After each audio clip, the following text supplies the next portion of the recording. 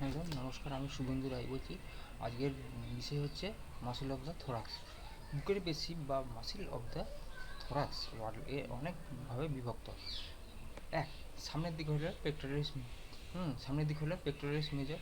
আচ্ছা, তার নিচে হচ্ছে পেক্টোরালিস মাইনর। এই দুটি পেশি থাকে। আচ্ছা, এই মেজর, আচ্ছা এই পেশি স্টারনাম রিবের সঙ্গে সামনের দিকে উঠে থাকে। মেজরটি গিয়ে হিউমারাস স্ক্যাপুলার সঙ্গে মিশেছে। করাকয়েড প্রসেসে ইনসার্টেড হয়। নাম্বার টু, সেটা সান্টিটার রিব থেকে উঠে স্ক্যাপুলার ভার্টিব্রাল বোর্ডারে ইনসার্টেড হয়।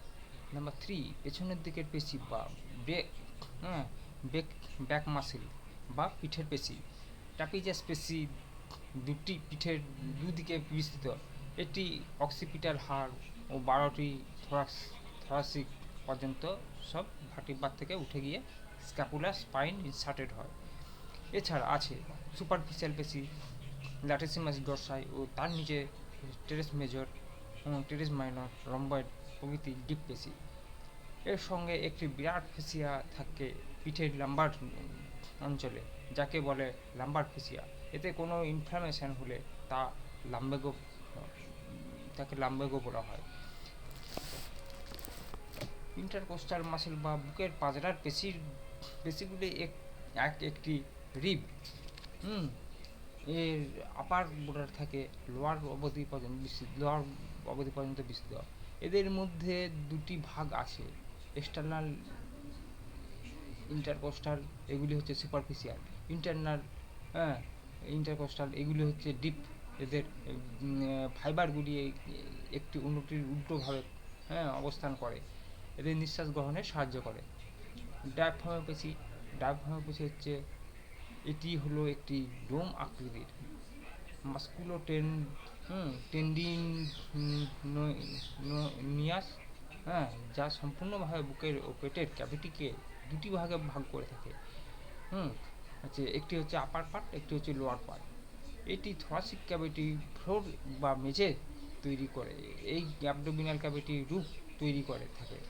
এটি আকার চ্যাপ্টা, এটি থোরাসিক ক্যাভিটির চারদিকে আটকে থাকে। এটি আটকায় নাম্বার ওয়ান, সামনে স্টারনাম এর লোয়ার ও জাইফয়েড প্রসেস। নাম্বার টু, দুপাশে নিচের দুটি রিব আটকায়।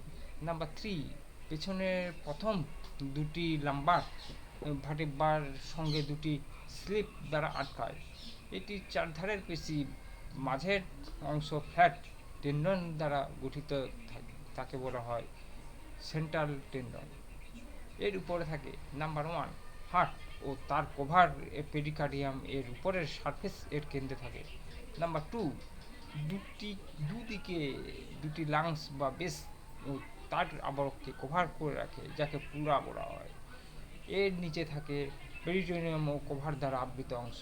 নাম্বার টু, লিভারের উপরের অংশ। নাম্বার থ্রি, পাকস্থলী বা স্টোমাকের উপরের অংশ। নাম্বার ফোর, স্প্লিন এর উপরের অংশ। এই সব অর্গান এর প্রত্যক্ষ এর সঙ্গে সম্পর্ক। ডায়াফ্রাম বা পেশি এর মধ্যে অনেকগুলি ছিদ্র থাকে, তার মধ্যে দিয়ে যায়। নাম্বার ওয়ান, পেছনের দিকে যায় আওয়াটা, পেছনে ও একটু বাঁ দিকের যে ছিদ্র দিয়ে যায় ওয়েসোফেগাস বা অন্ননালী। নাম্বার থ্রি, মাঝের ছিদ্র দিয়ে যায় প্রধান শিরা বা মহাশিরা, ইনফেরিয়র ভেনা কাভা। নাম্বার, আচ্ছা, এরপর হচ্ছে ব্যবচ্ছেদ পেশির কাজ। ব্যবচ্ছেদ পেশির কাজ কি না, যখন বুকটিকে এক্সপেন্ড করে তখন ডায়াফ্রাম পেশির চাপ বাড়ে, তা নিচে নেমে যায়, তার ফলে নিঃশ্বাস ফুসফুসে প্রবেশ করে, এর ফলে ইন্সপায়ারেশন হয়।